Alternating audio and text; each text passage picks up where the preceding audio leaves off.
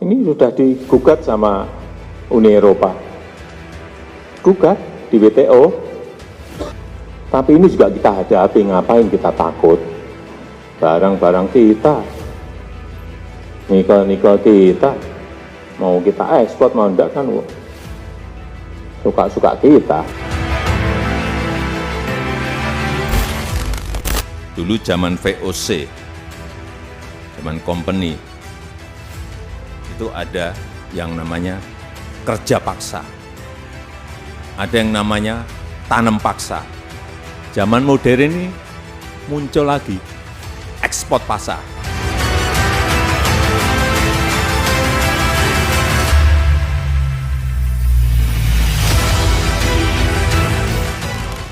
Presiden Joko Widodo merupakan salah satu presiden yang paling dicintai oleh rakyat Indonesia. Hal itu tak lepas dari kesederhanaannya yang selalu menyatu dengan rakyat, khususnya rakyat kecil. Namun di balik keramahan dan kesederhanaannya, Jokowi ternyata memiliki keberanian dan ketegasan yang luar biasa. Tak ada rasa takut sedikit pun, meski harus berhadapan dengan negara paling berpengaruh di muka bumi ini. Jokowi akan terus melawan hingga berdarah-darah demi membela rakyat dan membawa Indonesia menjadi negara maju. Berikut ini adalah bukti nyata kalau Jokowi sudah tidak memiliki urat takut. Jokowi tanpa rasa takut melawan Uni Eropa demi membawa Indonesia menjadi negara maju. Melalui peraturan pemerintah nomor 1 tahun 2014, Jokowi mulai memberlakukan larangan ekspor sumber daya alam Indonesia ke luar negeri. Hal itu dilakukan Presiden Jokowi sebagai komitmen pemerintah untuk terus meningkatkan industri pengolahan sumber daya alam di dalam negeri. Komitmen itu dimulai Jokowi dengan memberlakukan larangan ekspor biji nikel sejak 1 Januari 2020 silam. Tapi sebelum kita bahas pokok utamanya, kita harus ngerti dulu apa itu nikel. Dan seberapa penting sih nikel ini bagi industri dunia? Indonesia adalah negara penghasil nikel terbesar di dunia. Bayangkan, 30% cadangan nikel di seluruh dunia ini berada di tanah Indonesia. Nikel umumnya dipakai sebagai bahan baku untuk produksi 3 jenis barang, yaitu stainless steel, 3D printing, dan yang paling menjanjikan adalah untuk produksi baterai kendaraan listrik. Bayangkan, untuk memenuhi produksi baterai ponsel dan alat elektronik yang memakai sistem charging, nikel sudah menjadi primadona di pasar dunia. Apalagi jika nantinya dunia beralih ke kendaraan listrik akibat krisis energi, maka bisa dipastikan negara yang memiliki cadangan nikel besar seperti Indonesia berpotensi menghasilkan cuan yang gila-gilaan. Namun yang jadi masalahnya adalah kita memang kaya akan nikel, tapi Indonesia belum cukup mampu untuk mengolah nikel menjadi produk jadi. Itulah kenapa sejak zaman dulu Indonesia selalu ekspor nikel mentah ke Cina dan Uni Eropa. Karena memang Indonesia belum memiliki SDM untuk mengolahnya. Dan yang paling mirisnya lagi, Indonesia ekspor nikel mentah untuk diproses di Eropa dan Cina.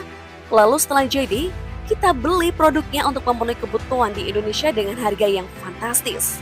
Sehingga berdampak pada ekonomi Indonesia yang tidak mengalami kemajuan. Padahal kita memiliki komoditas primadona dunia, yaitu nikel.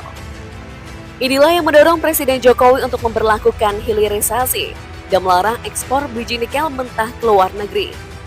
Lalu, apa itu hilirisasi? Hilirisasi adalah upaya menarik investor luar negeri untuk membuka smelter perusahaan mereka di Indonesia. Sehingga nantinya yang akan diekspor itu bukan lagi bahan baku, melainkan bahan jadi. Hal itu akan mendongkrak devisa negara hingga berpuluh kali lipat daripada hanya sekedar ekspor bahan mentah. Secara logikanya, perusahaan yang mengolah biji nikel menjadi barang jadi akan berada di Indonesia, sehingga akan menyerap tenaga kerja Indonesia untuk mengurangi angka pengangguran. Indonesia juga akan mendapatkan pajak dari perusahaan nikel tersebut, termasuk pajak ekspor ketika barang dikirim ke luar negeri.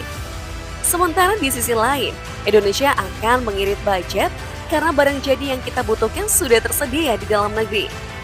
Selain mendapatkan keuntungan di segi pendapatan negara, Indonesia juga bisa transfer ilmu dari perusahaan tersebut untuk mengembangkan SDM kita. Hingga nantinya, Indonesia akan semakin kompeten untuk mengelola nikel kita sendiri. Hilirisasi akan terus kita lanjutkan dengan turunan produk yang lebih banyak dan lebih bervariatif. Hal ini akan membuka investasi yang lebih besar dan membuka lapangan kerja yang semakin banyak. Namun setelah larangan ekspor biji nikel diberlakukan, sejauh ini baru Cina yang mau mengikuti aturan hilirisasi yang diberlakukan pemerintah. Cina bersedia membangun semester perusahaan mereka di Sulawesi pada tahun 2021 lalu, yang saat ini sudah mulai beroperasi. Sementara Uni Eropa masih terus menolak permintaan hilirisasi Indonesia. Mereka terus mendesak Indonesia untuk membuka kembali ekspor biji nikel ke Eropa, bahkan sampai menggugat Indonesia ke Organisasi Perdagangan Dunia WTO. Artinya apa? Kalau tambang ya kita jangan jadi hanya tukang gali saja.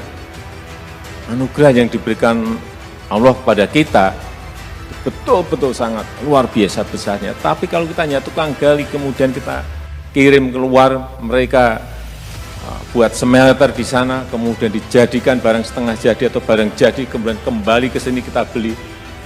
Inilah yang sedikit demi sedikit, tahap demi tahap harus mulai kita hilangkan. Meski digugat ke WTO, Presiden Jokowi tetap tidak mundur sesejengkal apapun. Jokowi langsung memerintahkan menterinya untuk mengajukan banding. Sehingga kita stop yang namanya ekspor bahan mentah nikel. Tapi digugat ke WTO, nggak apa-apa, kita hadapi. Kalau ada yang gugat nggak apa-apa. Jangan kita digugat juga grogi, enggak.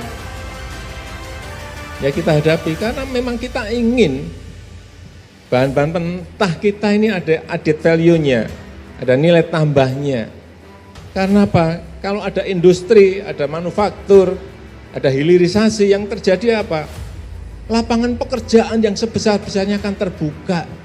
Dengan mempertimbangkan kelangsungan industri di Eropa, WTO akhirnya memenangkan gugatan Uni Eropa dan mendesak Indonesia untuk mencabut larangan ekspor biji nikel tersebut.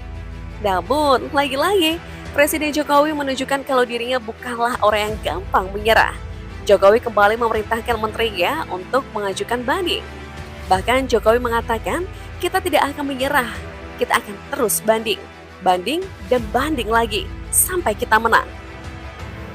Para pemimpin yang saya hormati, saya harus mengatakan bahwa kemitraan kita tidak semuanya baik-baik saja. Banyak perbedaan yang harus kita selesaikan. Oleh sebab itu, jika ingin kita membangun sebuah kemitraan yang lebih baik, maka kemitraan harus didasarkan pada kesetaraan. Dulu zaman VOC, zaman company, itu ada yang namanya kerja paksa. Ada yang namanya tanam paksa. Zaman modern ini muncul lagi ekspor paksa. Ekspor paksa. Kita dipaksa untuk ekspor. Loh, ini barang kita kok. Memang, yang saya sampaikan kemarin kita kalah. Tapi apa kita langsung pengen, berhenti saja? Enggak. Saya sampaikan pada Menteri, banding urusan nikel. Apakah tidak ada rasa ketakutan gitu dari Bapak Jokowi untuk menghadapi negara-negara Uni Eropa? Ya, bukan hanya dari Uni Eropa saja, dari negara lain juga sama, ada tekanan-tekanan. Kemudian kita juga digugat di WTO, ya nggak apa-apa, digugat kita hadapi, meskipun kemarin juga kalah kita, tapi ya tetap maju terus. Setelah kemarin kita stop nikel, kita lanjutkan lagi ke stop boksit. Nanti sebentar lagi ini baru kita kalkulasi lagi, stop tembaga. Nah, kita kalau nggak konsisten, nggak berani maju terus, ditekan kemudian kita mundur lagi, kita takut. Sampai kapanpun negara ini yang tidak akan menjadi negara maju. Perjuangan Jokowi melawan negara-negara maju Uni Eropa cukup membuktikan kalau Jokowi rela mati demi memperjuangkan rakyatnya. Sebenarnya masih ada banyak bukti lain kalau Jokowi tak pernah takut pada siapapun dan negara manapun. Hanya satu yang ia takutkan, yaitu rakyat yang dicintainya tidak mendapatkan hak yang sewajarnya sebagai warga negara Indonesia.